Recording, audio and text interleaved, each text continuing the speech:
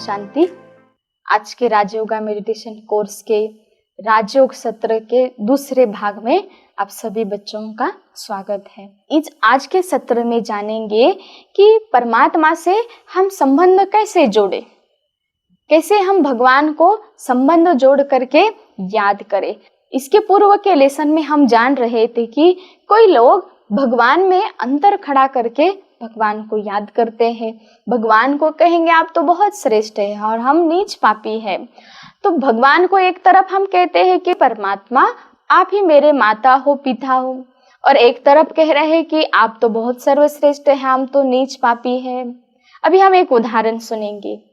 कोई राजकुमार है, राजकुमार की चाल चलन से, उनके व्यवहार से हम समझ जाते हैं कि ये राजकुमार है। अब राजकुमार का पिता जो होगा वो तो राजा ही होगा। तो अगर राजकुमार अपने पिता को प्रसन्न करने के लिए राजा के सामने हाथ जोड़ करके राजा से ये कहे कि राजा जी आप तो बड़े महान हो, बहुत ही बुद्धिमान हो, आप बहुत शक्तिशाली हो, मैं तो मूर्ख हूँ, मुझे कुछ नहीं आता है। अगर कोई राजा का बच्चा अपने पिता से ऐसा कहे तो पिता क्या कहेंगे बच्चों? है ना, पिता कहेंगे इस प्रकार तो तुम मेरी नाक कटवा दोगे। अर्थात हमें पिता के समान बनना है, न कि सिर्फ पिता को महान महान कहते रहे। आप भी आपके पिता को कहे कि आप बहुत अच्छे हो और मैं बुरा हूँ, तो क्या आपके पिताजी प्रसन्न होंगे? नहीं। आपके पिताजी क्या चाहेंगे कि आप भी आपके पिता के जैसे शक्तिशाली बने, अच्छे बने। तो परमात्मा भी हमसे क्या चाहते हैं? परमात्मा चाहते हैं कि परमात्मा जो गुण और शक्तियां हैं, परमात्मा में जो पावर्स है वो हम सभी में हो। लेकिन आज हमारे अंदर वो पावर्स नहीं है। क्यों नहीं है? क्योंकि हम जानते नहीं कि परमात्मा के साथ हमारा क्या संबंध है और उनसे हम परमात्मा से कैसे संबंध जोड़े। अब छोटा सा उदाहरण लेते हैं।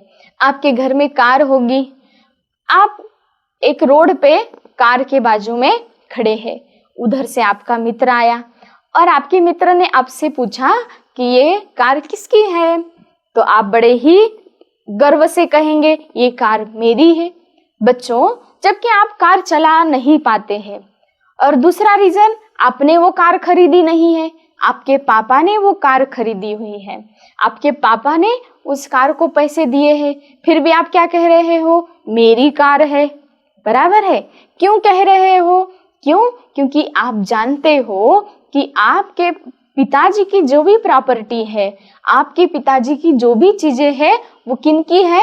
वो आपकी है। क्यों?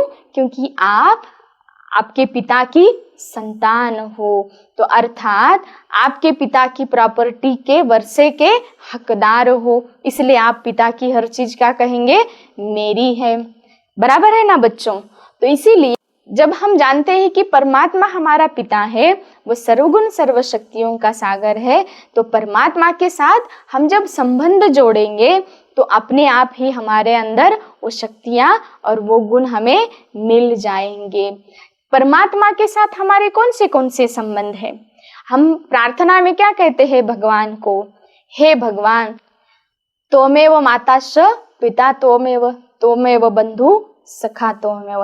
अर्थात हे भगवान, तुम ही मेरी माता हो, तुम ही मेरे पिता हो, तुम ही मेरे बंधु हो, तुम ही मेरे सखा हो। मेरे सारे संबंध किसके साथ है? आपके ही साथ है।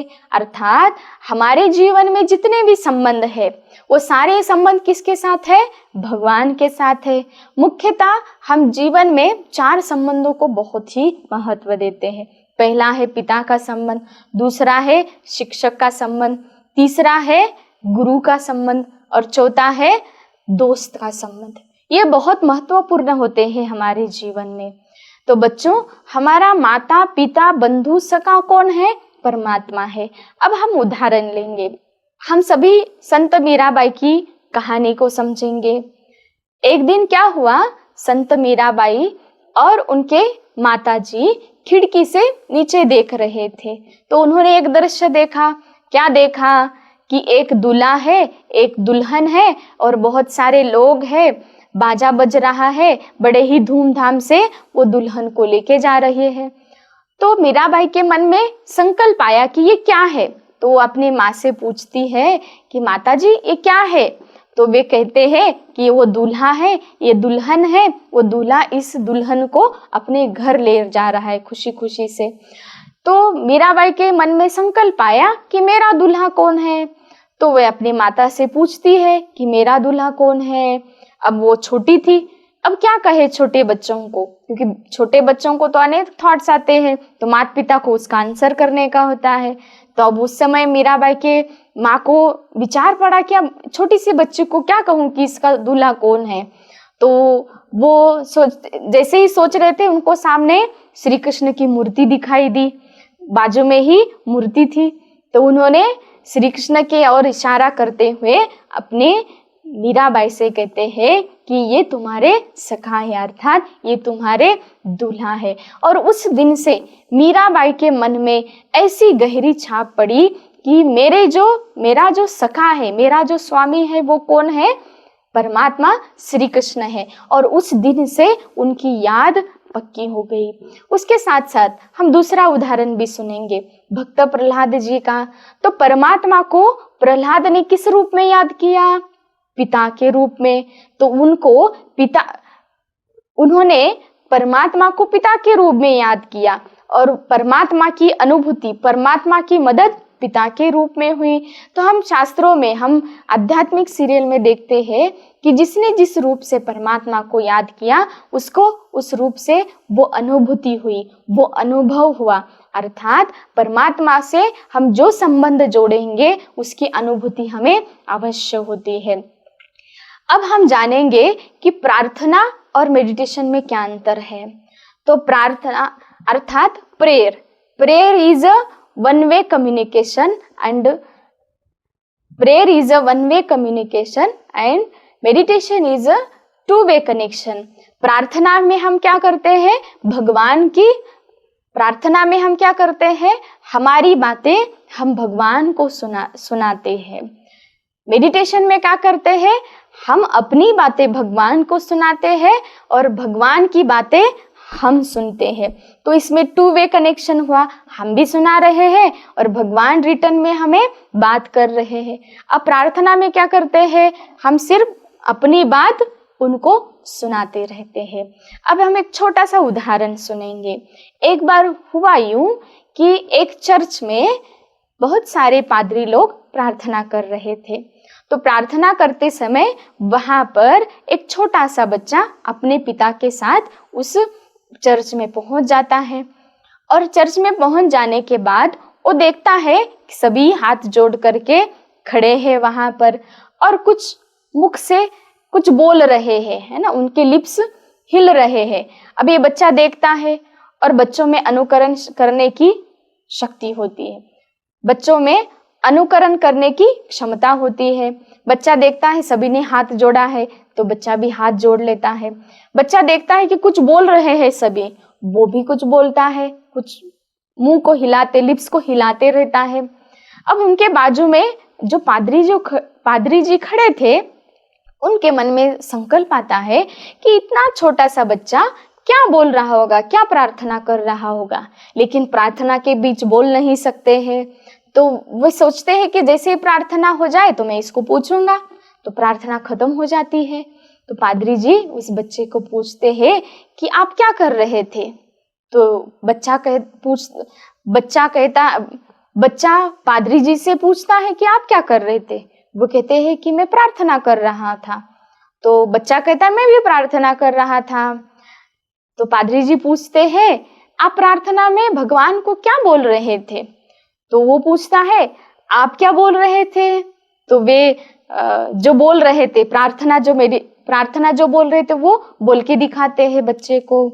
तो बच्चा मुस्कुराता है और मुस्कुरा के फिर पादरी जी से कहता है पादरी जी मैंने भी भगवान से प्रार्थना ही की, मैंने देखा कि आपकी प्रार्थना में 26 अल्फाबेट है, इसलिए मैं भगवान को क्या सुना रहा था, ABCD सुना रहा था।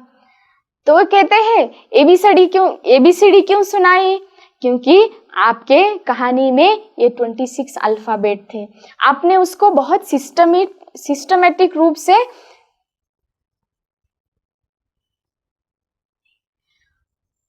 पादरी जी पूछते हैं कि आप मेडिटेशन में भगवान को क्या कह रहे थे। मुस्कुराते हुए बच्चा कहता है कि मैं ABCD बोल रहा था भगवान को। तो पादरी जी पूछते हैं, भगवान को कोई ABCD सुनाते हैं क्या? तो बच्चा कहता है मुस्कुराते हुए, आपके प्रार्थना में भी यही 26 अल्फाबेट्स थे जो A से Z तक थे, लेकिन आपने उस अल्फाबेट को बहुत सिस्टमैटिक लगा करके, जुड़ा करके भगवान को बोला। और मैंने भगवान को कहा कि भगवान जी, मैं A से Z तक ABCD आपको बोल देता हूँ, आपको जैसे ठीक लगे इसको आप जोड़ लेना। तो आप बच्चे बताइए कि भगवान किस पर ज्यादा खुश हुआ होगा उस समय, पादरी पर या उस छोटे बच्चे पर, है ना? अवश्य ही भगवान को बहुत प्रसन्नता हुई होगी उस बच्चे की प्रार्थना सुन करके, उस बच्चे की ABCD सुन करके। इस कहानी से हमको क्या सीखने को मिला कि परमात्मा से संबंध जोड़ने के लिए, परमात्मा से बात करने के लिए, परमात्मा से कम्युनिकेशन करने के लिए आवश्यकता नहीं है कि हम बहुत मंत्र पढ़े या फिर कोई ज्ञान ले, उसकी आवश्यकता नहीं है। तो मेडिटेशन क्या है? मेडिटेशन अर्थात परमात्मा के साथ कम्युनिकेशन। बच्चों, अब हम जानेंगे मेडिटेशन क्या है।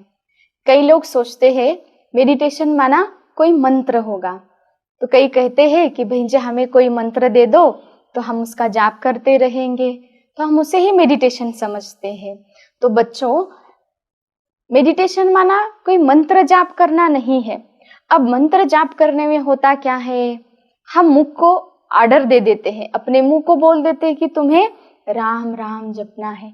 मुख राम राम कह रहा है और बुद्धि और मन भटक रहा है। अब राम का नाम तो ले रहे हैं लेकिन मन हमारा भटकते जा रहा है, इसलिए मेडिटेशन में हमें शांति की अनुभूति नहीं होती है। तो इसी कारण लोग कहते हैं कि मेडिटेशन करना माना टाइम वेस्ट करना है, क्योंकि इसमें मन उनका एकाग्र नहीं हो पा रहा है, भगवान में मन नहीं लग रहा है। अर्थात हमने मेडिटेशन को समझा ही नहीं है। मेडिटेशन माना मन को परमात्मा में लगाना। तो मेडिटेशन माना कोई मंत्र जाप नहीं करना है। मेडिटेशन माना अपने को आत्मा समझ करके परमात्मा को याद करना। तो परमात्मा को याद करना माना उसे विजुअलाइज करना, उनकी शक्तियां अनुभव करना, उसमें सकारात्मक चिंतन करना। मेडिटेशन माना मन को सकारात्मक चिंतन में बिजी करना। पहले पहले हमें थोड़ी सी दिक्कत आएगी। क्यों दिक्कत आएगी? क्योंकि आज तक हमने कभी भगवान को याद करने की प्रैक्टिस नहीं की है ना? हमने पूजा की है, पाठ किए हैं, आरती किए हैं, है ना? स्थूल रूप से भगवान को प्रसन्न करने की कोशिश की है, लेकिन मन से याद करने की, भगवान के साथ हमने कभी संबंध जोड़ करके भगवान को याद नहीं किया है। इसलिए पहले पहले कठिनाई अवश्य महसूस होगी। आप सभी बच्चों को हर लेसन के बाद कमेंट्री बताई जा रही है। उस कमेंट्री में आपको क्या करना है? मन के सामने चित्र विजुअलाइज करना है, लेकिन पहले पहले आपको कठिनाई होगी। कैसे? अगर कोई व्यक्ति बहुत दिनों से एक्सरसाइज ही नहीं किया हो और उसे कहे हम कि हेल्दी रहने के लिए एक्सरसाइज बहुत ज़रूरी है, आप एक्सरसाइज कीजिए, तो वो पहले दिन ही आधा घंटा बहुत सारे अलग अलग आसन कर लेता है। तो फिर क्या होता है बच्चों? दिन भर उनको बॉडी पेन होता है। क्यों? क्योंकि एक ही दिन उन्होंने बहुत अभ्यास किया और उनके शरीर को अभ्यास न होने के कारण उनको पेन होगा। उसी प्रकार जब हम मेडिटेशन करेंगे तो हमारा मन पहले पहले हमको सपोर्ट नहीं करेगा, एकाग्र नहीं होगा, लेकिन जैसे ही हम उसका रोज अभ्यास करते जाएंगे तो अपने आप ही हमारा मन एकाग्र होगा।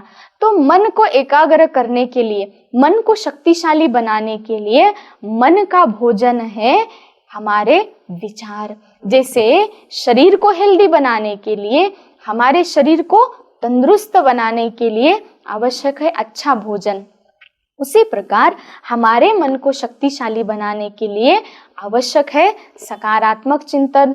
जब तक हमारे मन में सकारात्मक चिंतन नहीं आएंगे तब तक हमारा मन शक्तिशाली नहीं बनेगा। जैसे हमारे जीवा की टेस्ट के लिए, है ना, इसके लिए हम क्या करते हैं, रोज रोज वैरायटी भोजन खाते हैं। तो हमारे मन को भी क्या चाहिए, वैरायटी भोजन चाहिए। तो मन का भोजन तो विचार है, तो हमारे मन को रोज अलग अलग वैरायटी सकारात्मक चिंतन देना है। भगवान को कभी माता के रूप में याद करना है, कभी पिता के रूप में याद करना है, कभी दोस्त के रूप में याद करना है। तो जैसे जैसे परमात्मा के साथ संबंध जोड़ेंगे वही अनुभूति हमें होती जाएगी। तो हम परमात्मा के साथ कौन से संबंध जोड़े, हम एक छोटी सी कहानी सुनते हैं। हम परमात्मा के साथ कैसे संबंध जोड़े, परमात्मा किस पर ज्यादा खुश होता है, तो हम एक छोटी सी कहानी सुनेंगे। एक बार हुआ यूं कि एक बार रास्ते से एक पंडित गुजर रहे थे, और जिस रास्ते से पंडित गुजर रहे थे वहां पर एक पेड़ पर एक ग्वाल बाल बैठा हुआ था, और वो बैठ करके कुछ बातें कर रहा था, अकेले में ही बातें कर रहा था। तो पंडित जी को लगा कि ये अकेले में क्या बातें कर रहा है। तो वो पंडित जी जाते हैं, बच्चे से पूछते हैं कि तुम क्या कर रहे हो। तो वो कहता है कि मैं भगवान से बातें कर रहा हूँ। तो वो कहते हैं क्या बातें कर रहे हो, और इस तरीके से कोई भगवान को बातें करते हैं क्या, क्या बोल रहे हो। तो वो बच्चा कहता है कि मैं भगवान को बोलता हूँ कि जैसे मैं गाय चराने के लिए आया हूँ यहाँ पे, मैंने सारे गाय को छोड़ दिया है, वो अपना अपना घास खा रहे हैं, सब अपने अपना तरीके से जिसको जिधर जाना है जा रहे हैं। ऐसे ही हे भगवान, आप भी हम सभी मनुष्यों को इस सृष्टि पर छोड़ करके आप भी ऊपर मेरे जैसे ही कहीं पर पेड़ के नीचे बैठे हुए होंगे। तो आप भी फ्री है और मैं भी फ्री हूँ, तो मैं इस प्रकार से भगवान से अपनी बातें करता हूँ। तो पंडित जी कहते हैं हे मूर्ख बालक, भगवान से कोई ऐसी बातें करता है क्या, इस प्रकार से नहीं करनी है।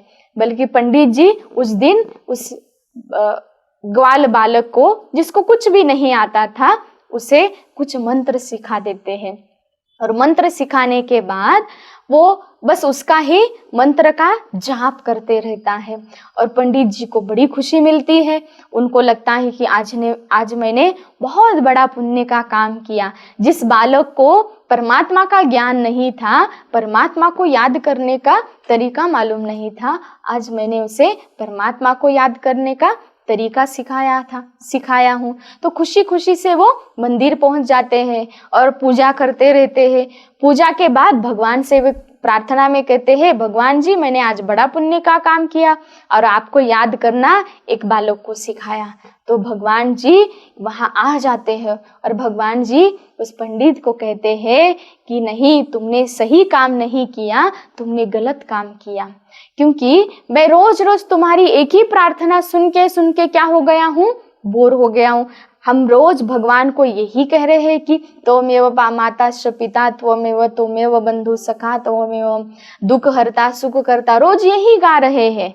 हम भगवान को हमारे दिल की बातें ही नहीं कर रहे। अब सोचो, कोई हमसे एक ही प्रकार की बातें रोज करेगा तो हम बोर नहीं होंगे, अवश्य ही बोर हो जाएंगे।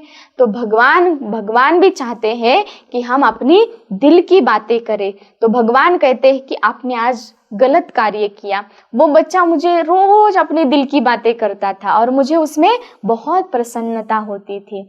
तो इस प्रकार बच्चों, आपके दिल में जो भी बातें आती है वो बातें हमें भगवान से करनी है ना। यही मेडिटेशन है। मेडिटेशन माना कोई ध्यान की अवस्था में मुद्रा में बैठे, या फिर कोई आरती करते हुए ही करे, या फिर मंदिर में ही मेडिटेशन करे, आवश्यक नहीं है। चलते फिरते बैठते खाते पीते हम परमात्मा को याद कर सकते हैं। समझिए, आप खाना खा रहे हैं तो पहले भगवान को धन्यवाद दीजिए कि भगवान जी आपने मुझे इतना सुंदर भोजन दिया, इसके लिए बहुत धन्यवाद। इस प्रकार हर कार्य की शुरुआत परमात्मा की याद से करना है और परमात्मा की याद में ही कार्य को पूरा करना है, और लास्ट में भगवान को धन्यवाद देते हुए कार्य को पूर्ण करना है। इस प्रकार से राजयोग के नियमित अभ्यास से आप अपने जीवन में अनुभव करेंगे कि आपका जीवन बहुत सुखमय, आनंदमय, खुशहाली से भर गया है। आप सभी से हम विदा लेते हैं। ओम शांति। ओम शांति। अब कुछ समय के लिए हम स्वयं से बातें करें, प्रभु से मुलाकात करें। जीवन के ये सबसे सुंदर पल है। अपने आप से पूछे, मैं कौन हूँ? अंतःकरण से जवाब आता है, मैं इस शरीर को चलाने वाली इस देह के मालिक हूँ। मैं एक चैतन्य शक्ति आत्मा हूँ। अनुभव करे, ये शरीर एक मंदिर है जिसमें मैं चैतन्य दीपक हूँ। जैसे मंदिर में दीपक चमकता है, वैसे ही शरीर रूपी मंदिर में मैं आत्मा भ्रुकुटी के बीच में चमक रही हूँ। मैं सत्य चित्त आनंद स्वरूप हूँ। आत्मा से पवित्रता का प्रकाश इस शरीर रूपी मंदिर को पावन बना रहा है। मेरे चारों ओर शांति ही शांति है। मेरा मन एकाग्र चित्त हो गया है। महाज्योति परमात्मा से शक्तिशाली किरणें आत्मा को शक्तिशाली बना रही है। परमात्मा शिव बाबा परमधाम निवासी ज्योति स्वरूप गुणों का सागर, शांति का सागर, उनकी शांति की किरणें निरंतर मुझ पर पड़ रही है। मेरा चित्त शांत हो गया है। मुझे अब हर कार्य शांति से करना है। शांति के वाइब्रेशन चारों ओर फैलाना है। परमात्मा से शक्ति ले रही हूँ और शांति के वाइब्रेशन चारों तरफ फैला रही हूँ। सब तरफ शांति ही शांति है। यही अभ्यास दिन भर बीच बीच में मुझे करना है। ओम शांति, ओम शांति, ओम शांति।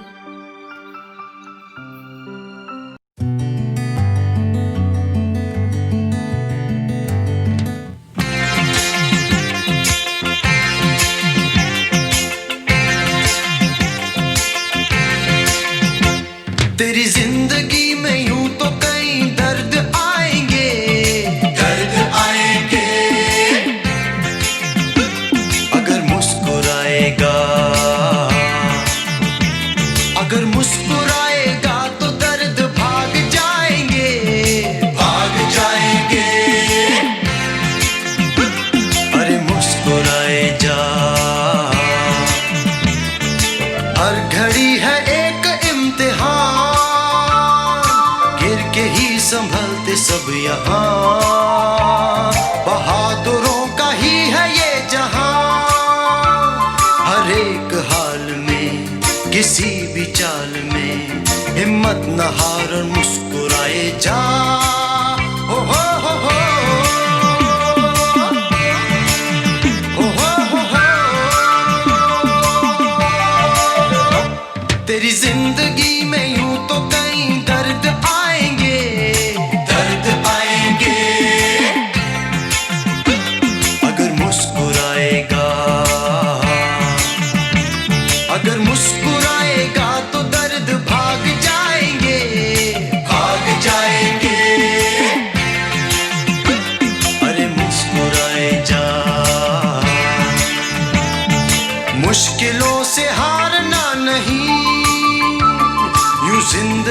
गुजारना नहीं, मन कभी तुम मारना नहीं। किसी भी मोड़ पे कोई साथ छोड़ दे, हिम्मत न हार और मुस्कुराए जा। ओ हो हो हो, ओ हो हो हो।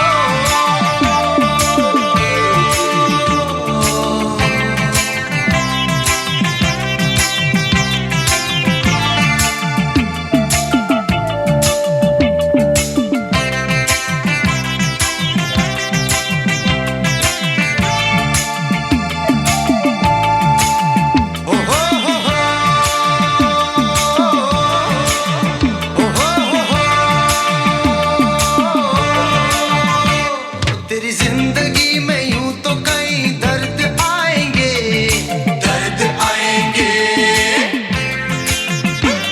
अगर मुस्कुराएगा, अगर मुस्कुराएगा तो दर्द भाग जाएंगे, भाग जाएंगे। अरे मुस्कुराए जा, ओ तेरी जिंदगी में यूं तो कई दर्द आएंगे, दर्द आएंगे। अगर मुस्कुराएगा, अगर मुस्कुराएगा तो दर्द भाग जाएंगे, भाग जाएंगे। अरे मुस्कुराए जा।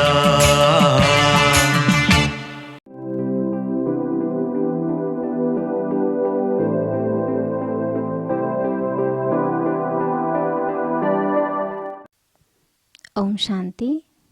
आज हम एक बहुत ही सुंदर से टॉपिक के ऊपर चर्चा करेंगे। टॉपिक है हम निर्भय कैसे बने। आज हर एक व्यक्ति के अंदर कुछ न कुछ बातों का या किसी न किसी परिस्थिति का उसके अंदर डर बसा हुआ रहता है। जैसे आपको एक छोटा सा मैं उदाहरण देती हूँ कि एक जो हाथी जो होता है, हाथी देखने में विशाल होता है, बड़ा होता है, बलशाली होता है, लेकिन जब वो रहता है समूह में रहता है, घूमता समूह में है। और दूसरी ओर अगर हम देखते हैं कि शेर जो है, शेर कभी भी अकेला घूमता है। शेर कभी किसी के साथ नहीं घूमता है या किसी को साथ लेकर नहीं चलता है। तो शेर जो है, शेर को लगता है कि मैं इस वन का राजा हूँ या वन राजा हूँ, तो उसके अंदर वो एक कॉन्फिडेंस दिखाई देता है कि मैं निर्भय हूँ। तो अगर आप ये दो जो उदाहरण देख रहे हो, तो आपसे क्वेश्चन है कि इन दोनों में से आपको क्या बनना अच्छा लगता है? शेर के जैसा बनना अच्छा लगता है या हाथी के जैसा बनना अच्छा लगता है? तो सभी को भी ऐसा ही लग रहा होगा कि हमको तो शेर के जैसा ही बनना है, क्योंकि शेर के अंदर जो निर्भयता है वो दिखाई भी देती है। तो ऐसे ही हमारे जीवन में भी हमको शेर बन कर के रहना है। जो निर्भयता जो गुण है, उसका अपोजिट वर्ड है भय, यानी डर, फियर, जिसको हम अंग्रेजी में फियर कह सकते हैं। तो हर एक के अंदर छोटे से लेकर के बड़ों तक जो फियर, अंदर डर किसी न किसी बात का होता ही है। डर का अर्थ ये है कि हम उसकी कल्पना करते हैं, डर को अपने अंदर मन में जो भी विचार आते, विचारों से हम डर को क्रिएट करते हैं। डर एक काल्पनिक कल्पना है, हमने तैयार किया हुआ है। एक्चुअली ऐसा नहीं होता है। डर जो है वह हमको और ही डरा देता है। तो हमको डर को डराना है, हमको डर से डरना नहीं है। तो ये कब हो सकता है? जब हम डर को, हमारे अंदर बहुत सारे प्रकार के डर होते हैं। जैसे हर एक को किसी अलग अलग प्रकार का डर होता है। किसी को अंधेरे का डर लगता है, किसी को बाहर अकेले जाने का डर लगता है, किसी को आग का डर लगता है, किसी को मृत्यु का डर लगता है, किसी को एग्ज़ाम का डर लगता है, किसी को अपने माता पिता या टीचर का डर लगता है, किसी को अपने भविष्य का डर लगता है, किसी को अगर मैं स्पर्धा में जीत पाऊंगा या नहीं पाऊंगा, या मैंने जो लक्ष्य रखा हुआ है उस लक्ष्य तक मैं पहुंच पाऊंगा या नहीं पाऊंगा, उसका भी डर बना हुआ रहता है। तो ऐसे डर की वजह अलग अलग हो सकती है। जैसे स्वामी विवेकानंद जी कहते हैं कि अगर हमारे विचारों में ताकत होती है तो हथेली पर हिमालय जैसा बड़ा पहाड़ भी उठा सकते हैं। तो इससे हम सीख मिलती है हमको कि कितनी भी बड़ी परिस्थितियाँ हो, अगर हमारे विचार श्रेष्ठ है, स्थिति अच्छी है, हमारी मन की स्थिति अच्छी है, स्ट्रांग है, मजबूत है, तो कितनी भी बड़ी परिस्थिति हो हिमालय जैसी, तो हम उसको इजीली फेस करते हैं। यानी निर्भयता से हमारे अंदर सहनशीलता भी आती जाती है, उसको सामना करने की भी ताकत आती जाती है। लेकिन उसके लिए हमें निर्भय रहना पड़ता, अपने ऊपर खुद के ऊपर विश्वास रहना पड़ता है। हमको फियर नहीं करना है, लेकिन फेथ रखना है, खुद के ऊपर फेथ रखना है।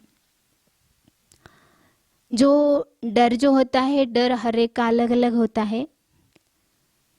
डर को जीतने के लिए हमारे अंदर साहस होना भी जरूरी है। बिना साहस से हम डर के ऊपर विजय प्राप्त नहीं कर सकते हैं। जैसे कहते हैं कि जो डरता है वो मरता है, यानी वो कुछ हासिल नहीं कर पाता है। अगर हमको किसी चीज़ का डर लगता है तो उस चीज़ को हमको बार बार करना चाहिए। ऐसे नहीं कि हमको उस चीज़ का डर लग रहा है तो हम उसको छोड़ दें, लेकिन बार बार, जैसे कि अगर हमको भाषण करने का डर लगता है या स्टेज पर जाने का डर लगता है या किसी व्यक्ति से हमको डर लगता है, तो हमको उस चीज़ को हमको बार बार करना चाहिए। अगर आपको भाषण का डर लगता है तो आप बार बार भाषण करते जाइए, तो नेचुरली वो आपके अंदर से डर निकल जाएगा। तो ऐसे ही डर को निकलने के लिए हमारे अंदर बहुत सारे ऑप्शंस होते हैं, लेकिन हमको उसको निकालने के लिए प्रयत्न भी करना चाहिए। जैसे डर ऐसी चीज़ है जो आपको बहुत, आपके जीवन के लिए बहुत खतरनाक भी हो सकती है समय पर अगर आप नहीं निकालेंगे तो। क्योंकि हमारे अंदर जो कुछ अच्छाइयाँ हैं, विशेषताएं हैं, अच्छे गुण हैं, तो उसको निकालने के लिए, उस विशेषताओं को हमको अच्छाई की ओर लेकर जाने के लिए अगर बीच में डर जो है रास्ता रोक देता है, जहाँ तक हम पहुँच नहीं पाते हैं, तो उसके लिए हमारे अंदर से डर बिल्कुल ही पूरी रीति से निकल जाना चाहिए। डर जो है कई बार हमारे अंदर बहुत सारा रहता है, लेकिन उसको अगर हमको ऐसा लगता है कि डर एक ही बार हमारे अंदर से निकल जाए, तो ऐसे भी नहीं हो सकता है। क्योंकि हम स्टेप बाय स्टेप डर के ऊपर जीत प्राप्त कर सकते हैं। ऐसा भी नहीं है कि हम उसको छोड़ दें, डर निकल जाएगा, लेकिन उसके लिए हमारे अंदर वो पेशेंस भी, धैर्यता भी होना बहुत ही आवश्यक है। डर हमारे विचारों में होता है। जैसे आपको एक छोटा सा उदाहरण बताती हूँ। आपने एग्ज़ाम में अच्छी तैयारी की है और आप एग्ज़ाम हॉल में गए हो, लेकिन एग्ज़ाम हॉल में जाते ही आपको डर लग रहा है कि पता नहीं हम अच्छा पेपर दे पाएंगे या नहीं दे पाएंगे, हमको अच्छे मार्क्स मिलेंगे या नहीं मिलेंगे। यानी हम प्रेजेंट का नहीं सोच रहे, बल्कि फ्यूचर का सोच रहे कि आगे क्या होगा। मतलब भविष्य का डर है, तो भविष्य की चिंता की वजह से हम प्रेजेंट में डर रहे हैं। तो जब आप डर से पेपर छोड़ रहे या पेपर लिख रहे, उस समय पर आपने जो कुछ पढ़ाई की है वह भी भूल जाएंगे। तो इससे अच्छा है कि आपके सामने जो भी एग्ज़ाम आती है उसको निडर होकर के साहस दिखा करके आत्मविश्वास के साथ अगर उसको फेस करेंगे तो ज़रूर इजीली आप उस पेपर को सॉल्व कर सकते हैं। तो ऐसे कई अब हमारे सामने उदाहरण है, जैसे कि हमारे भारत के पहले प्रधानमंत्री पंडित जवाहरलाल नेहरू जी, जो एक समय के निर्भय वक्ता थे। जब वो यंग थे तो विदेश में कैम्ब्रिज विश्वविद्यालय में पढ़ते थे। उस समय पर उस विश्वविद्यालय का एक रूल था कि आपको एक सप्ताह में एक दिन स्पीच करना ही है। अगर आप स्पीच नहीं करेंगे तो आपको जुर्माना भरना पड़ेगा, यानी फाइन भरना पड़ेगा।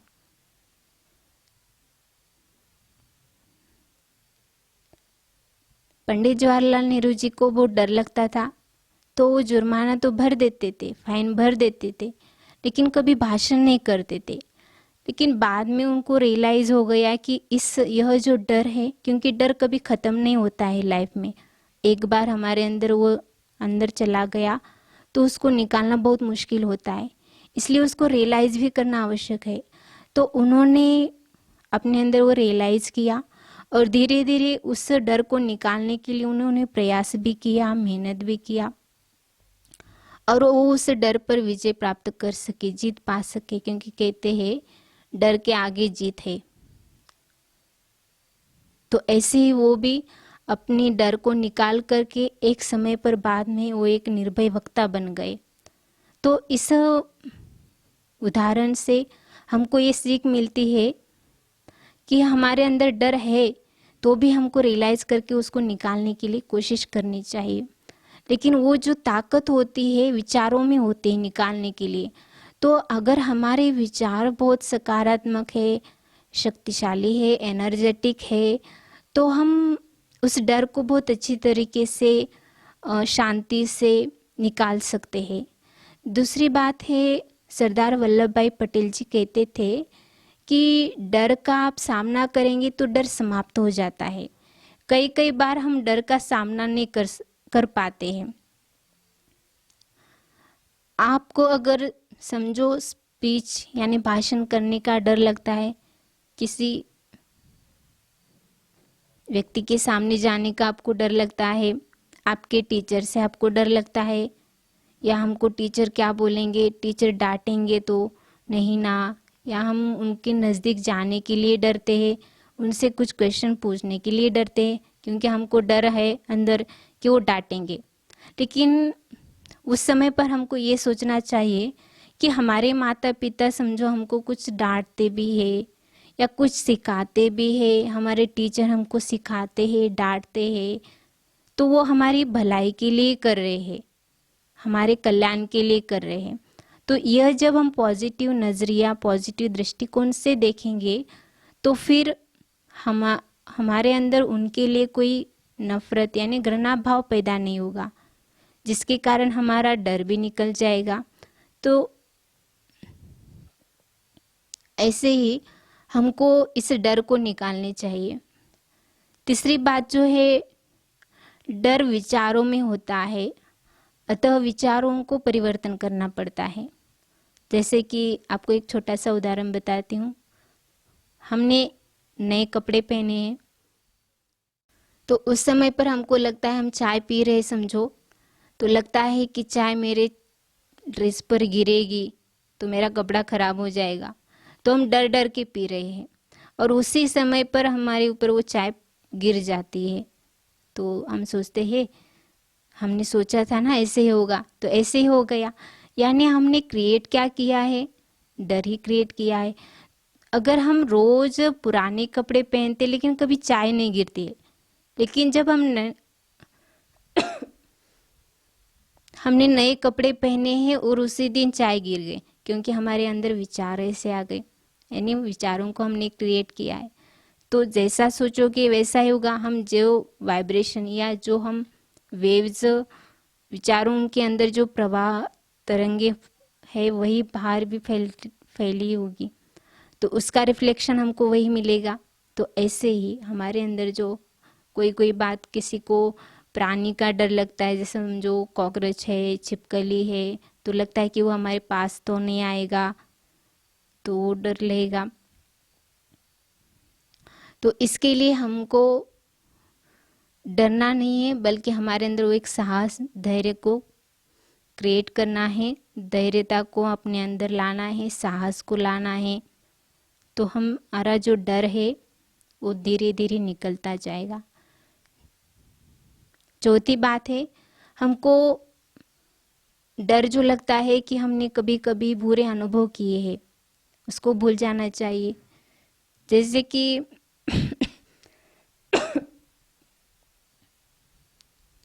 हमको समझो हम किसी वक्ता से मिलने के लिए गए हैं और हमने कोई प्रश्न उनको पूछा है।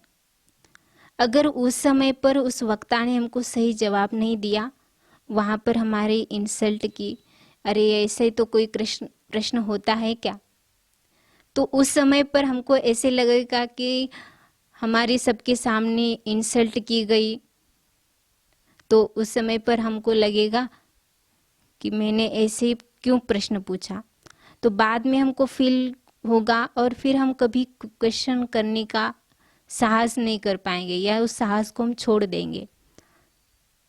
तो ऐसे जब हमारे अंदर वो अब जो डर रहता है वो सदा के लिए बन गया है कि हमको कभी किसी से क्वेश्चन नहीं पूछना है, बल्कि उस जो घटना थी उसकी रियलिटी यह थी कि उस समय पर उस वक्ता को उस प्रश्न का उत्तर ही पता नहीं था। तो गलती हमारी नहीं है, गलती तो उसकी है, लेकिन हमने क्या सोचा कि हमारी ही गलती है, हमने क्यों ऐसा प्रश्न पूछा। तो इसलिए ऐसे नहीं कि जीवन में बार बार हमसे ही गलतियां होती है, लेकिन उसको पॉजिटिव तरीके से लेंगे तो उसका डर यानी जो हम साहस करते हैं वो छोड़ नहीं पाएगा, यानी अपनी अच्छाइयों को हम नहीं छोड़ेंगे। दूसरा जो है, हमको डर को निकालना है तो हमारे अंदर हमको कभी भी हिम्मत नहीं हारनी है, हिम्मत से सामना करना चाहिए हर परिस्थिति का। जितना हम हिम्मत से सामना करते हैं, जैसे सरदार वल्लभ भाई पटेल जी कहते थे कि अगर आप डर का सामना करते हैं तो डर समाप्त हो जाता है। कभी कभी हम डर का सामना नहीं करते, सिर्फ सोच करके ही पता नहीं क्या होगा, वहाँ जाएंगे तो क्या होगा। किसी किसी के अंदर इतना निडरता, इतनी निर्भयता होती है कि वो कोई भी कार्य बहुत इजीली कर पाते हैं। क्यों? क्योंकि उनके अंदर उन्होंने वो एक चित्र तैयार किया है, उनके अंदर वो निडरता आ गई है, क्योंकि उनके अंदर उन्होंने विचार ऐसे क्रिएट किए हैं। तो हमको भी ऐसे हमारे अंदर ऐसे विचार लाने हैं, सकारात्मक विचार। तो ऐसे ही आपको एक छोटा सा उदाहरण बताती हूँ। एक छोटी सी कहानी है। जब रविंद्रनाथ टैगोर जी पत्र लिख रहे थे, उस समय पर वहाँ पर एक व्यक्ति आया, तो उनकी नज़र उसके ऊपर पड़ गई। तो उन्होंने पूछा कि क्या काम है। उसने उत्तर दिया कि मैं आपको मारना चाहता हूँ या आपकी हत्या करना चाहता हूँ।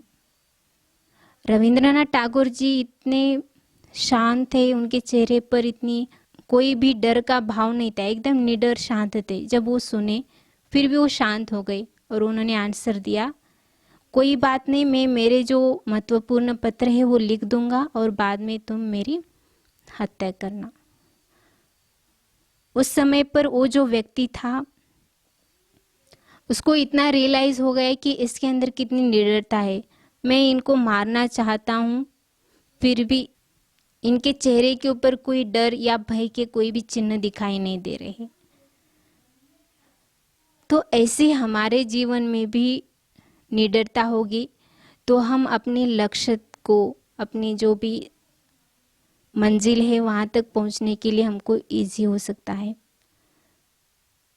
तो ऐसे अगर हम दूसरी भी अगर डर का हमको सामना करना है तो हम परमात्मा का साथ लेंगे, सदा अपना परमात्मा को अपना साथी बनाएंगे, तो हमको डरने की आवश्यकता नहीं है। क्योंकि परमात्मा जो है हमको हर कदम कदम पर सहायता करता है, साथ देता है, हिम्मत देता रहता है। तो अगर हम उसका सहारा लेते हैं, साथ लेते हैं, तो हम निडर बन सकते हैं। क्योंकि कहते हैं कि हमको डरना उस चीज़ से है जो गलत है, पाप कर्मों से हमको डरना है, और कोई भी व्यक्ति से, वस्तु से, किसी से भी हमको डरना नहीं है। तो ऐसे ही अगर हाँ आप भी, आपके अंदर भी कोई ना कोई अगर डर होगा और डर से आप उस कार्य को नहीं कर पा रहे हैं, तो उस डर को अभी निकाल दीजिए। क्योंकि डर जो है बढ़ता जाता है तो उसको निकालना बहुत मुश्किल होता है। तो ऐसे ही एक बहुत ही श्रेष्ठ संकल्प लीजिए, सकारात्मक संकल्प लीजिए और अपने इस डर को सदा के लिए निकाल दीजिए। बहुत बहुत थैंक्स है। ओम शांति।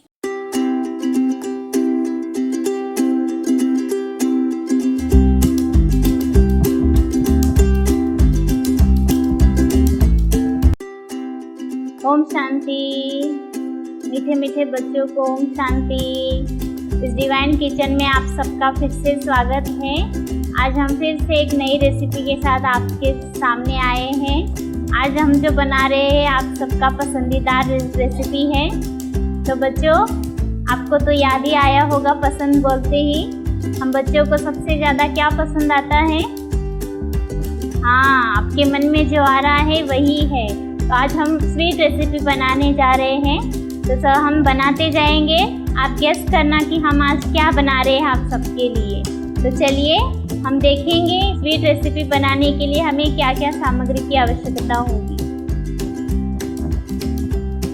तो देखो बच्चों, आज हम जो स्वीट रेसिपी बना रहे हैं उसके लिए हमें सबसे पहले 3-4 कप गेहूं का आटा चाहिए और उसमें 2 चम्मच रवा चाहिए, बारीक रवा जो होता है। और उसके लिए हमें 1 कप शक्कर चाहिए और आधा चम्मच सौंफ पाउडर चाहिए और आधा चम्मच इलायची पाउडर। और उसमें डालने के लिए हमें येलो फूड कलर चाहिए। और आटा मिक्स करने के लिए हमने यहाँ हल्का गरम दूध लिया है। तो हमें आधा कप से ऊपर दूध चाहिए। अभी हम इसका एक घोल बना के तैयार करेंगे। सबसे पहला हम आटा डालेंगे, उसके बाद रवा और आधा चम्मच सौंफ पाउडर और इलायची पाउडर और 2-3 पिंच हम उसमें येलो कलर डालेंगे।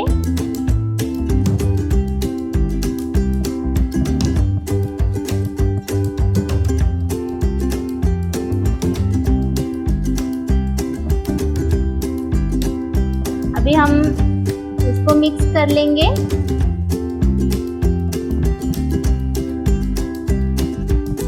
अभी हम इसमें थोड़ा थोड़ा दूध डालते हुए आटा मिक्स करेंगे।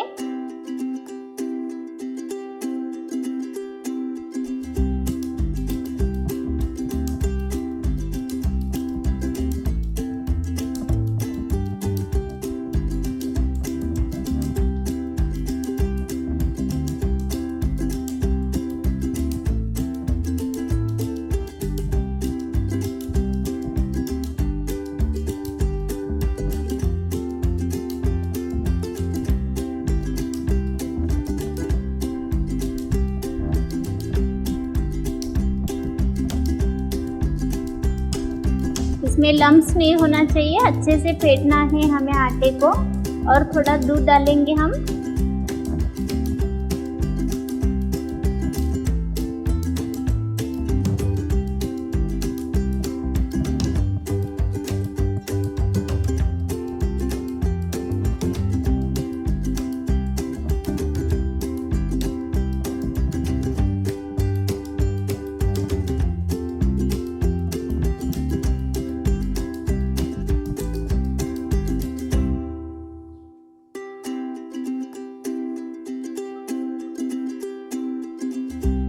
एक 2 मिनट हम ऐसे इसको हिलाएंगे ताकि हमें इसके अंदर लम्स नहीं होना चाहिए एक भी। तो देखो बच्चों, हमारा जो घोल है वो तैयार हो चुका है। इसको हम और थोड़ा कलर डालेंगे।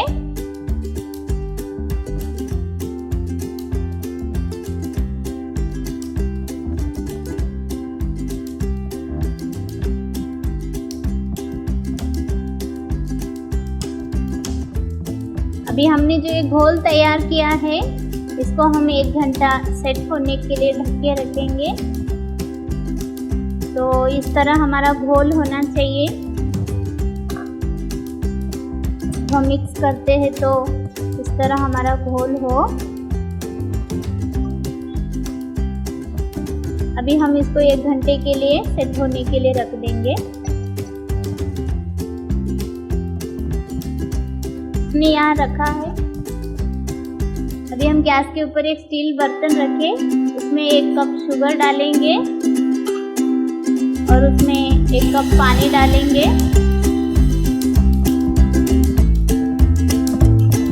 तो अभी हम शुगर सिरप बनाएंगे।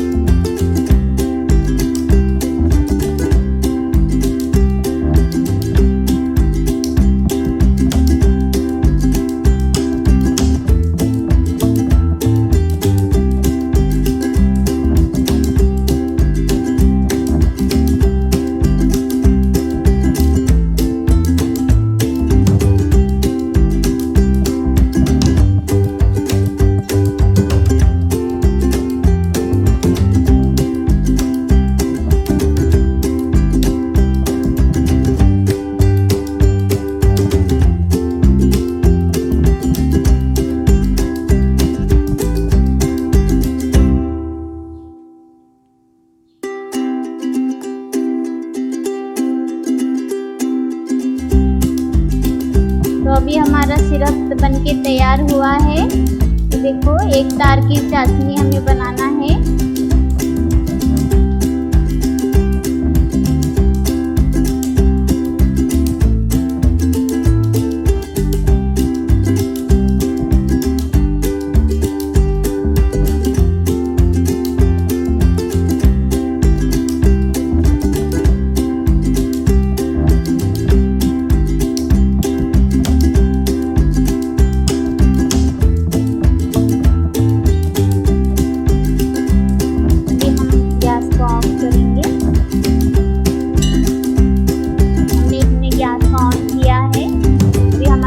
गरम हो रहा है। उसके बाद हम मालपुआ तलेंगे और उसको शुगर सिरप में डिप करेंगे।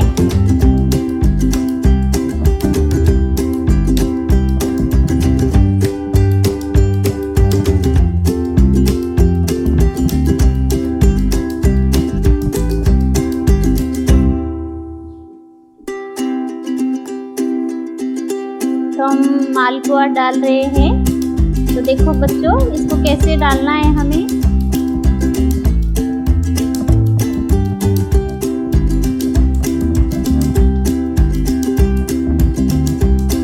बहुत इजी है हमें बनाना।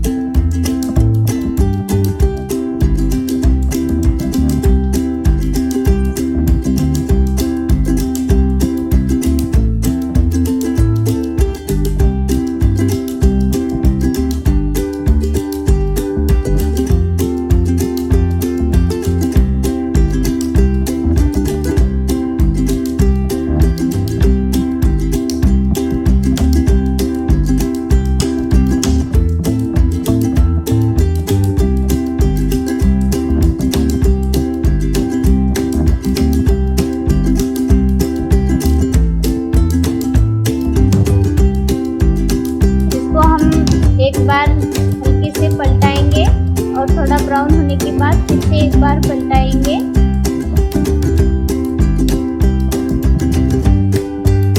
तो देखो बच्चों, इसका कलर जब लाल कलर होना शुरू हो जाता है तो हमें इसे निकाल के डायरेक्ट सिरप में डालना है इसे, और इसको सिरप में तुरंत डिप करना है।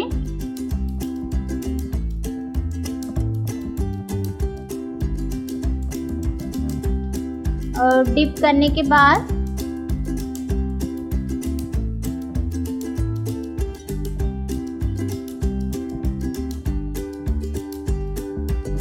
एक मिनट के बाद हम इसको निकालेंगे।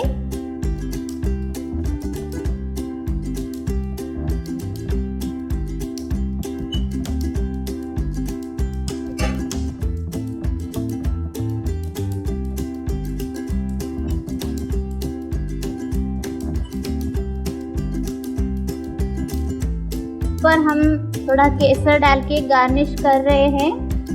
हमारा मालपुआ जो है वो सुंदर दिखने लग रहा है अभी। और थोड़े से बादाम भी हमने कट करके डाला है इसके ऊपर।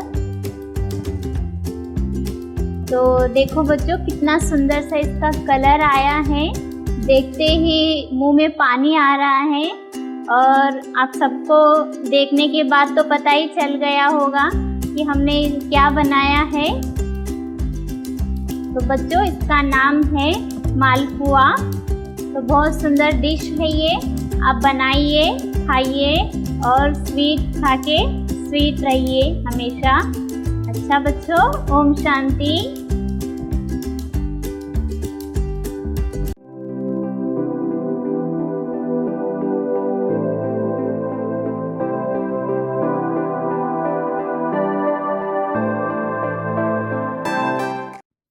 ओम शांति।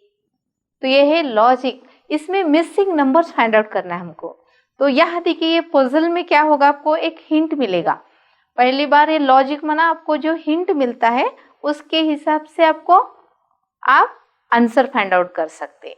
तो यहाँ देखिए, ये जो राउंड अप है इसमें क्या है, 4 डिजिट्स है। ओके, तो इसको क्या करना है हमको, ये बीच में जो है वो उसका आंसर है। तो ये 5 कैसे आया ये हमको सोचना है।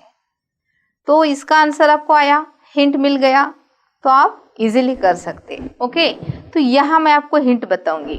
तो यहाँ क्या करें हम, 8 + 3 11, 7 + 2 9।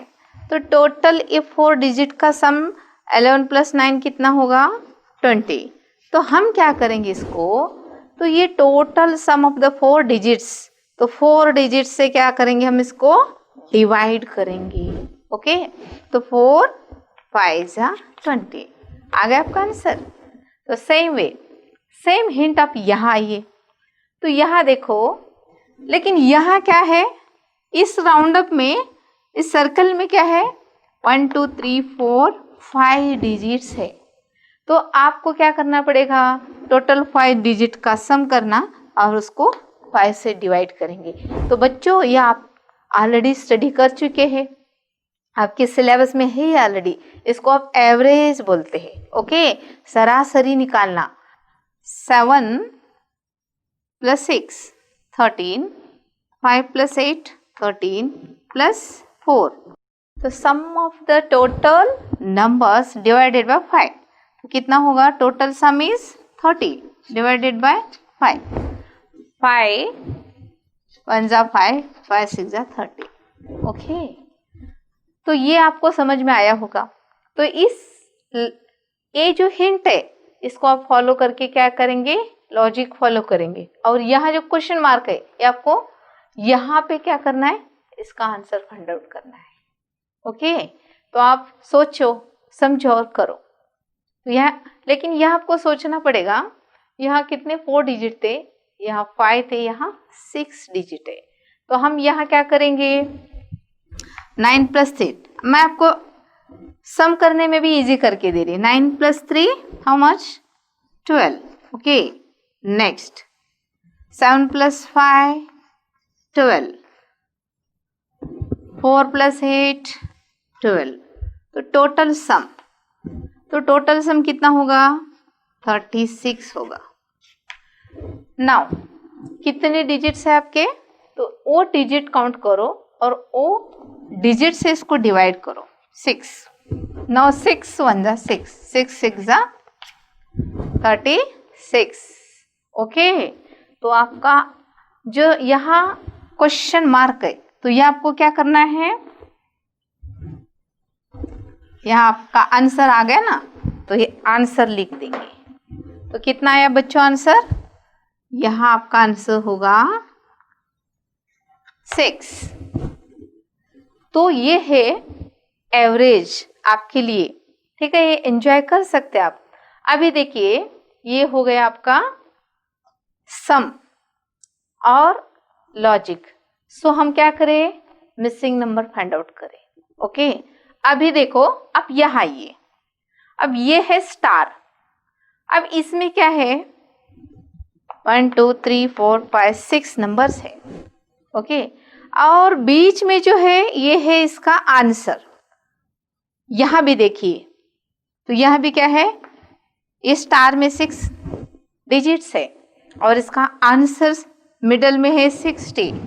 और यहाँ देखिए ये जो है यहाँ भी 6 डिजिट्स है और इसका आंसर आपको यहाँ फाइंड आउट करना है। तो बच्चों चलो, यह कौन सा लॉजिक होगा हम देखेंगे। तो इसको मल्टीपल करो, 3 4 जा 12, 12 6 जा 72। ओके, तो ये ऊपर का पोर्शन हो गया आपका। सेम वे यहाँ ये नीचे, ये कौन सा डिजिट है? 9 है, 4 है 2, तो 2 4 जा 8, 8 9 जा करो, 2 4 जा 8 इंटू 9 72। तो ये तीनों का क्या है? मल्टीपल, और ये तीनों का मल्टीपल, दोनों का आंसर क्या है? यहाँ बॉक्स में है आपका। तो ये है यहाँ पे मल्टीपल लॉजिक। ओके, अब ये लॉजिक आपको यहाँ फॉलो करेंगे। तो यहाँ देखिए, यहाँ पे हम देखेंगे ये लॉजिक यहाँ फॉलो होता है या नहीं होता, देखेंगे हम। तो यहाँ भी क्या है? 3 4 5, तो 3 4 जा 12, 12 into 5 equal to 60। Same way come down, यहाँ ये 3 डिजिट्स है ना, 2 6 जा 12, 12 इंटू 5 इक्वल टू 60। तो ये तीनों का मल्टीपल, ये तीनों का मल्टीपल, दोनों का सेम आंसर, यहाँ पे आपका आंसर आ गया। तो बच्चों ये क्या करना है आपको? आपकी माइंड को ये क्या होगा? ये आपको गेम, आपको आप बुद्धि चलाएंगे इसको। तो यहाँ क्या करना है आपको? सेम हिंट फॉलो करना है। तो यहाँ आप करेंगे, ये तीनों डिजिट का मल्टीपल करेंगे, नीचे का भी मल्टीपल करेंगे। तो आंसर क्या है आपको सोचना है। तो इसके लिए आपको कितना टाइम रहेगा? Only 30 second. ओके, आप सोचो, देखो, समझो और करो। ओके, तो ये है आपके लिए होमवर्क। Thank you.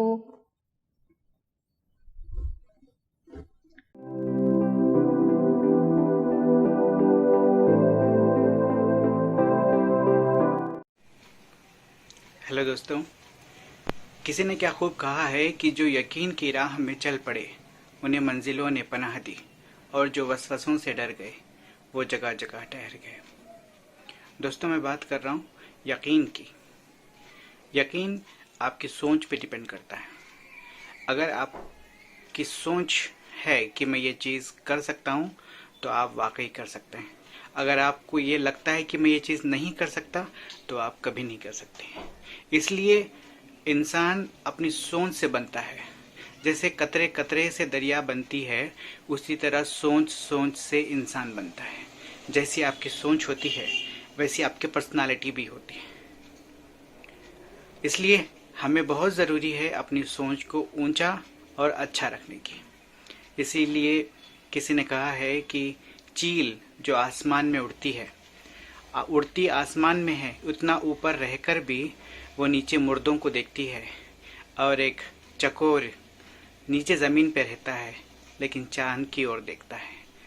इसलिए ज़रूरी है अपनी सोच को ऊंचा बनाने की, अपनी सोच को पॉजिटिव बनाने की। आजकल लोग पॉजिटिव बहुत कम है, नेगेटिव ज़्यादा है, नेगेटिव एनर्जी ज़्यादा है। जैसी आपकी सोच होती है वैसी ही सोच वालों को आप अट्रैक्ट करते हैं या अट्रैक्ट होते हैं। अगर आप पॉजिटिव हैं तो आपकी तरफ पॉजिटिव सोच वाले अट्रैक्ट होंगे, और अगर आप नेगेटिव हैं तो आपके पास नेगेटिव एनर्जी वाले अट्रैक्ट होंगे। इसलिए बहुत ज़रूरी है अपनी सोच को पॉजिटिव रखने की। जैसे एक छोटी सी कहानी, एक राजा अपनी पूरी सेना के साथ एक दिन अपने राज्य के भ्रमण के लिए निकला।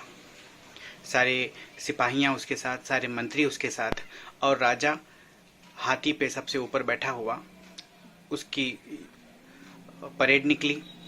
जैसे ही अपने सेना के साथ वो भ्रमण के लिए अपने राज्य में निकला, सब तरफ, चारों तरफ, रोड के दोनों साइड प्रजा उनके स्वागत के लिए खड़ी थी। सब लोग राजा का फूलों से स्वागत कर रहे थे, दिल से स्वागत कर रहे थे। राजा हाथी पे बैठे सबको देख रहा था, बड़ा खुश हो रहा था कि भाई मेरी इतनी अच्छी प्रजा है और सब मुझसे खुश हैं। जैसे जैसे वो राजा की सेना आगे बढ़ी, एक दुकान के सामने से राजा के हाथी का गुजरना हुआ। वो दुकान थी एक सैंडलवुड, जिसे हम इंग्लिश में सैंडलवुड कहते हैं या संदल की लकड़ियां कहते हैं। संदल की लकड़ियों की एक दुकान थी। जैसे ही उस दुकान के सामने से राजा का काफिला गुजरा, राजा के दिल में अचानक ये ख्याल आया कि मुझे इस दुकान वाले को मारना है। तो उसने फौरन अपने मंत्री को कहा कि मंत्री जी, पता नहीं क्यों मुझे ये ख्याल आ रहा है कि मैं इस आदमी को मार दूं। ये जो लकड़ी की दुकान है, जो संदल की लकड़ी की जो दुकान वाला है, इसको मैं ख़त्म करूं। ये भावना मेरे दिल में अचानक प्रकट हुई, न जाने क्यों। जैसे उन्होंने मंत्री के सामने अपनी ये बात रखी, और मंत्री भी असमंजस में कि पता नहीं क्यों राजा जी को ऐसा आज ये ख्याल आया, क्योंकि वो भी उनकी प्रजा ही है। फिर उसके बाद जैसे वो दरबार में पहुंचे, दरबार में पहुंचने के बाद फिर दोबारा राजा ने अपने मंत्री से कहा कि न जाने क्यों आज उस काफिले के दौरान मुझे उस लकड़ी वाले को देख के ये ख्याल क्यों आया कि मुझे उसे ख़त्म करूं, या ख़त्म करना है, या मुझे उसे मारना है। तो मंत्री ने कहा कि पता नहीं क्यों ये कुछ नेगेटिव सोच पता नहीं आपके दिमाग में क्यों आई। तो खैर बहरहाल उसको नज़रअंदाज कर दिया गया। लेकिन मंत्री के दिमाग में वो बात बार बार घूम रही थी, चल रही थी। तो मंत्री ने क्या किया, अपना वेश बदल के लकड़ी खरीदने के नियत से एक कस्टमर की तरह वो उस दुकान में वापस आया, जिस दुकान को देख के राजा के दिल में वो नेगेटिव ख्याल आ रहे थे। और उस दुकान वाले से उसने कहा कि भाई मुझे कुछ लकड़ियाँ चाहिए और लकड़ियों का रेट बताइए। तो दुकान वाला बड़ा खुश हुआ कि बहुत दिनों के बाद उसके पास उसकी दुकान को कोई ग्राहक आया है, कोई कस्टमर आया है। तो वो देख के बड़ा खुश हुआ। तो मंत्री जी ने कहा कि क्या बात है, वे बड़े खुश लग रहे हो। उसने कहा कि सर क्या बताएं, बहुत दिन से कोई कस्टमर नहीं आया, क्योंकि संदल की लकड़ियाँ बड़ी महंगी होती है, हर कोई खरीद नहीं सकता, हर कोई उसको अफोर्ड नहीं कर सकता। इसलिए आज जब राजा का काफिला गुजर रहा था तो मेरे दिमाग में ये ख्याल आया कि काश राजा मर जाए। अगर राजा मर जाए तो उसकी अंतिम चिता के लिए लोग संदल की लकड़ियाँ खरीदने कम से कम मेरे पास आएंगे, तो मेरा थोड़ा बहुत घर चलेगा, मेरा गिराक होगा, मेरी लकड़ियाँ बिकेंगी। क्योंकि संदल की लकड़ियों से चिता हर कोई नहीं जला सकता, क्योंकि बड़े पैसे वाले लोग चाहिए या अमीर लोग ही चाहिए जो संदल की लकड़ियों से चिता को जलाते हैं। फिर तब जाके मंत्री के दिमाग में ये बात याद आई, मंत्री को ये बात सूझी कि ये आदमी भी, ये जो दुकान वाला है, ये भी राजा को लेके काफ़ी नेगेटिव था, और यही वो नेगेटिव एनर्जी थी जो राजा को फील हो रही थी। इसलिए राजा के दिल में भी ये बात आई कि मुझे इस आदमी को मारना है। कि जिस तरह एक नेगेटिविटी दूसरी नेगेटिविटी को आकर्षित करती है। फिर मंत्री ने कहा कि भाई आप तो राजा के बारे में बड़ा बुरा सोच रहे हो, जबकि राजा ने जबकि राजा ने आपके लिए कुछ अशर्फियाँ भेजी है। ये कह के मंत्री ने अपने जेब से कुछ सोने की अशर्फियाँ निकाली और उस दुकान वाले को दे दी। जैसे वो अशर्फियाँ दुकान वाले को मिली, वो बड़ा खुश हुआ, बड़ा आश्चर्यचकित हुआ। उसने सोचा कि भाई राजा मेरा इतना अच्छा है और मैं बेकार के खामखा उसके बारे में इतना नेगेटिव सोच रहा था। तो उसने क्या किया, अपनी दुकान से जो संदल की लकड़ियाँ थी वो कुछ लकड़ियाँ निकाली और मंत्री को दे दी और मंत्री को बोला कि भाई राजा को मेरी तरफ से एक भेंट दे देना। जब मंत्री ये भेंट लेके राजा के पास पहुंचा तो राजा भी बड़ा आश्चर्य हुआ कि बेकार का मैं उस आदमी के बारे में नेगेटिव सोच रहा था, पता नहीं क्यों मेरे दिमाग में वो ख्याल आ रहा था। बेचारा वो इतना अच्छा है कि उसने इतनी महंगी लकड़ियाँ मुझे फ्री में भेजी है। तो कहने का तात्पर्य यह है कि जैसे नेगेटिविटी को नेगेटिविटी खींचती है, पॉजिटिविटी को भी पॉजिटिविटी ही खींचती है। इसलिए हमेशा हमको पॉजिटिव होना बहुत ज़रूरी है। चाहे लोग आपको कुछ भी कहें, चाहे लोग आपको कितना भी बुरा कहें, चाहे लोग आपको कितना भी भला कहें, चाहे आपको कितनी भी गालियां दें, चाहे लोग आपको कितना भी नीचे गिराने की कोशिश करें, लेकिन अगर आपकी सोच पॉजिटिव है तो आप हमेशा ही ऊपर उठते जाएंगे। क्योंकि दुनिया में शायद आपने एक फिल्म आई थी, फिल्म का नाम था माय नेम इज़ खान।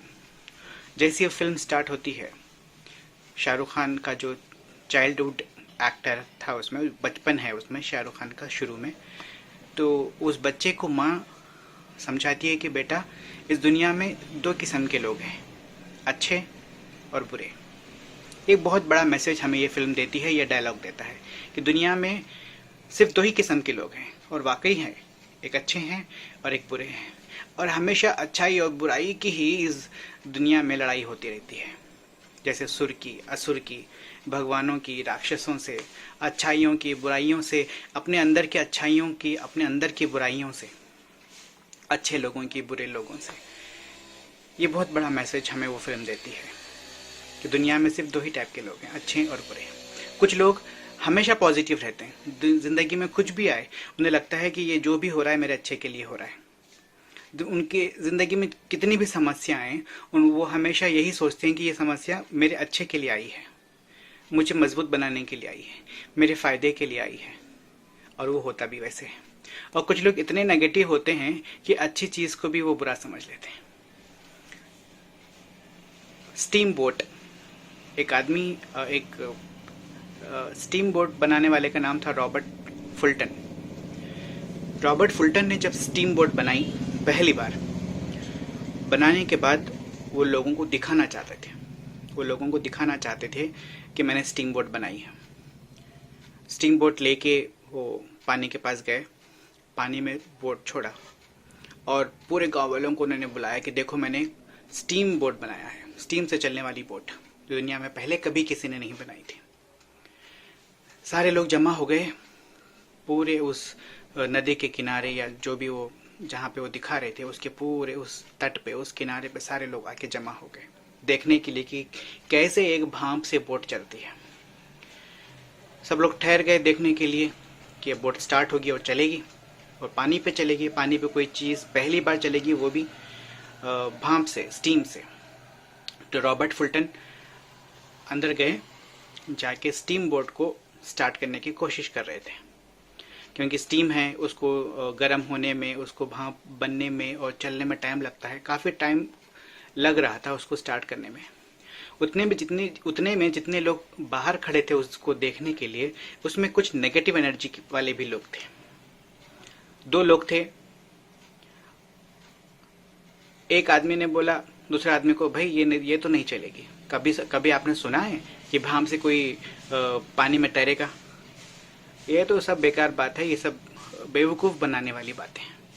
तो वो लोगों के दिमाग में एक नेगेटिव भावनाएं पैदा कर रहा था कि ऐसा हो नहीं सकता, हमको यहाँ पे खड़ा करके इन्होंने हमारा टाइम वेस्ट करवाया है। अब ये जैसे बोल रहे थे उतने में स्टीम बोट स्टार्ट हुई और चल पड़ी। अब स्टीम बोट जैसी चली पानी के अंदर, सब लोग बोले कि देखो देखो देखो बोट जा रही है, आपने तो कहा कि बोट चलेगी नहीं, अब बोट तो चल रही है। तब वो जो नेगेटिव आदमी था, जो उसकी बुराई कर रहा था और वो कह रहा था कि ये नहीं स्टार्ट होगी और नहीं चलेगी, फिर उसने कहा कि हाँ मुझे तो पता था कि ये तो स्टार्ट होगी लेकिन बंद नहीं होगी, अब ये रुकेगी नहीं।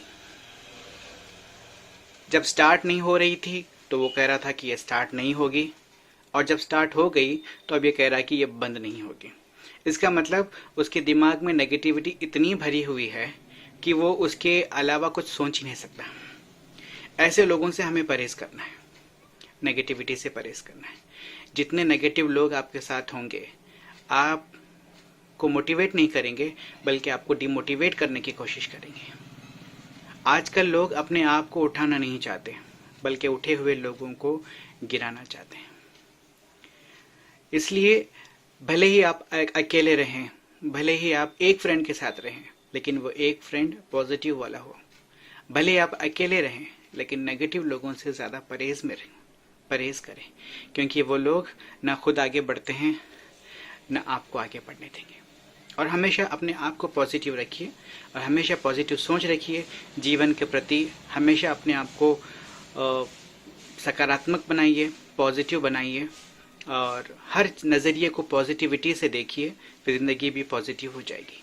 आजकल लोग नेगेटिविटी में ज़्यादा आ रहे हैं, स्ट्रेस ज़्यादा ले रहे हैं, प्रेशर ज़्यादा ले रहे हैं, जिसकी वजह से नेगेटिविटी बढ़ रही है। ज़्यादा नेगेटिविटी बढ़ने से लोग सुसाइड की तरफ अपना कदम बढ़ा रहे हैं।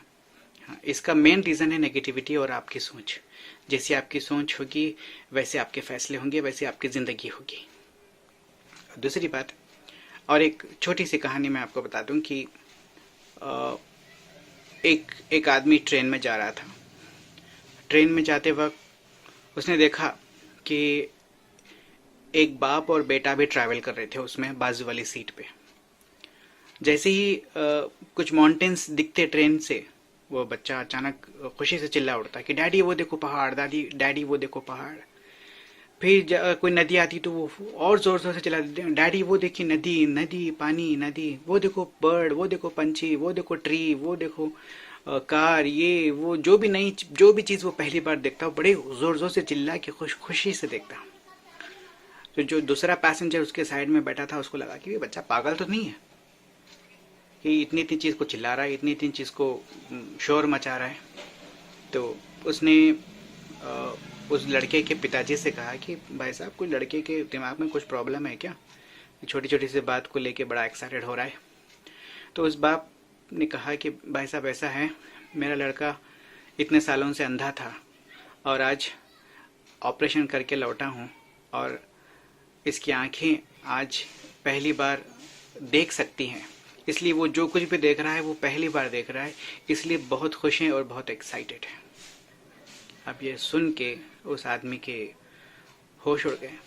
उसने लगा कि भाई मैं तो बहुत गलत सोच रहा था, मुझे नहीं पता कि वो उस लड़के के आंख नहीं थे, उसका बैकग्राउंड क्या था, उसका पास्ट क्या था, और हमने अचानक फैसला ले लिया।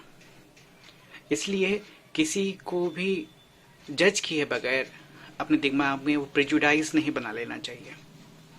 उसकी मजबूरी क्या है, उसका पास्ट क्या है, ये जाने बगैर हम किसी के बारे में बहुत जल्दी कुछ एक इमेज बना लेते हैं कि ये आदमी बुरा है, ये आदमी अच्छा है।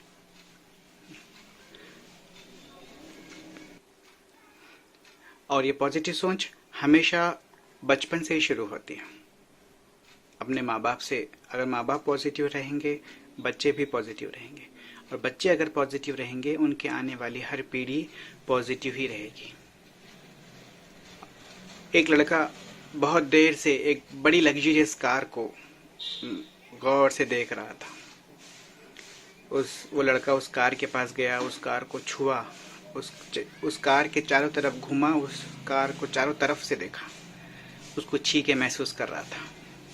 उस कार का जो मालिक था उसने देखा कि वो लड़का उस कार को निहार रहा है, देख रहा है, शायद उसको कार पसंद है। तो उसने सोचा कि चलो मैं इसको एक कार ड्राइव करवाता हूँ फ्री में, वो खुश हो जाएगा।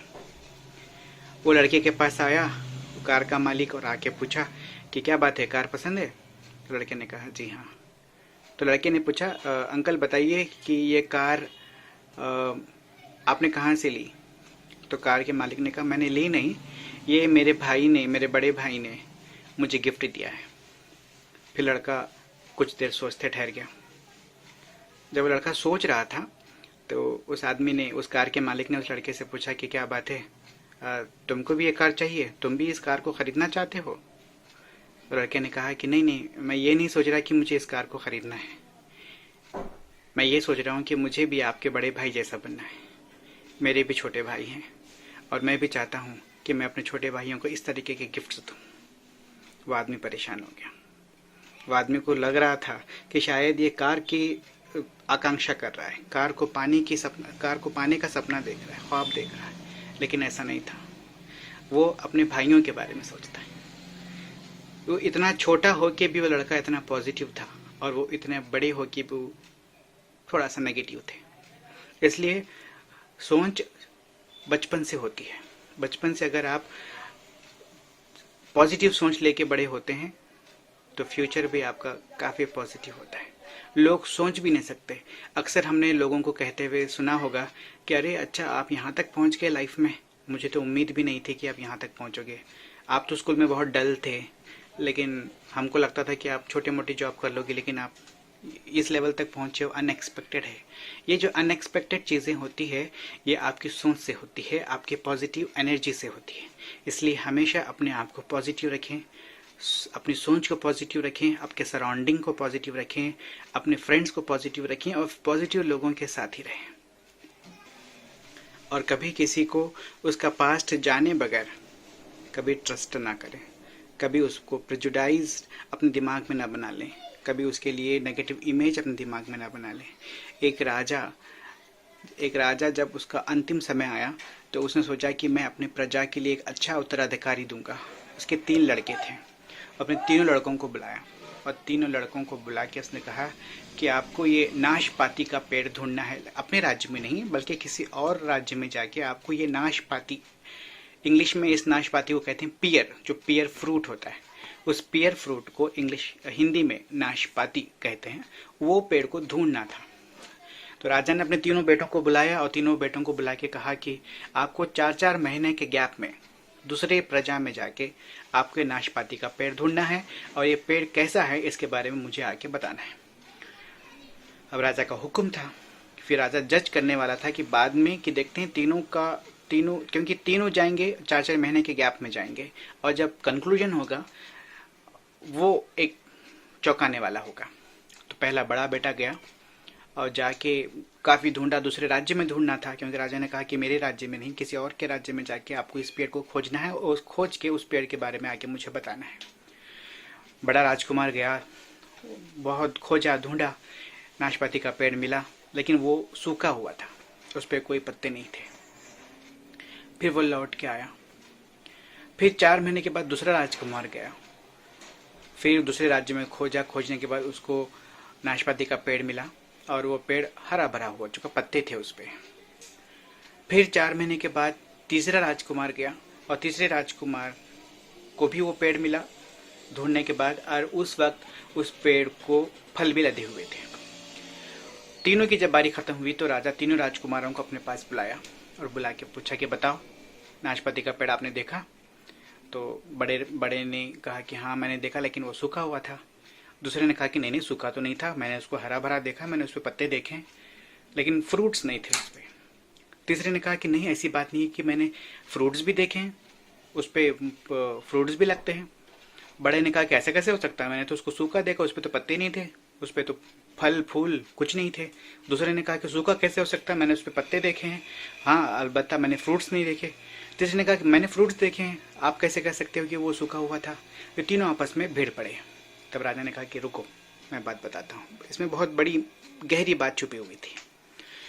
राजा ने कहा कि तीनों ने सेम पेड़ देखा है लेकिन 4-4 महीने के गैप में देखा है। जब पहला राजकुमार गया था, जब शायद समर वेकेशंस थे, समर सीजन था और गर्मियों की वजह से वो पेड़ सूख गया था। दूसरा राजकुमार जब गया था उस वक्त बारिश का सीजन था, इसलिए पेड़ हरा भरा था। और 4 महीने के बाद जब तीसरा राजकुमार गया तब फलों का सीजन था, तो उस पर फल भी लगे हुए थे। बहुत गहरी बात इसमें यह है कि इंसान की जिंदगी में भी वक्त एक जैसा नहीं रहता है। कभी उसके पर हालात आते हैं। शायद आपने एक आदमी को देखा जो बहुत खुश था, फिर अगले साल आपने देखा कि वो बहुत दुखी है। कभी आपने देखा कि एक आदमी गरीब था, फिर थोड़े सालों के बाद देखा कि वो बहुत अमीर हो चुका है, कोई अमीर था वो गरीब हो चुका है, कोई बहुत टेंशन में है, कोई बहुत सदमे में है, कोई बहुत डिप्रेशन में है, कोई बहुत खुश है। तो वक्त हमेशा सबकी ज़िंदगी में एक जैसा नहीं रहता। इसलिए हो सकता है आप जब उस इंसान से मिले थे वो इंसान उस वक्त नेगेटिव था क्योंकि हालात उस पर नेगेटिव थे। बाद में जब मिले तो वो आदमी बड़ा खुश मिजाज हो गया था, हो सकता है उसके हालात बदल गए हों। इसलिए कभी भी हालात एक जैसे नहीं रहते। इसलिए हमें उस पर्टिकुलर सीज़न को देख के हमें दिमाग में ये इमेज नहीं बनाना चाहिए कि ये इंसान ऐसा है या इंसान ऐसा है।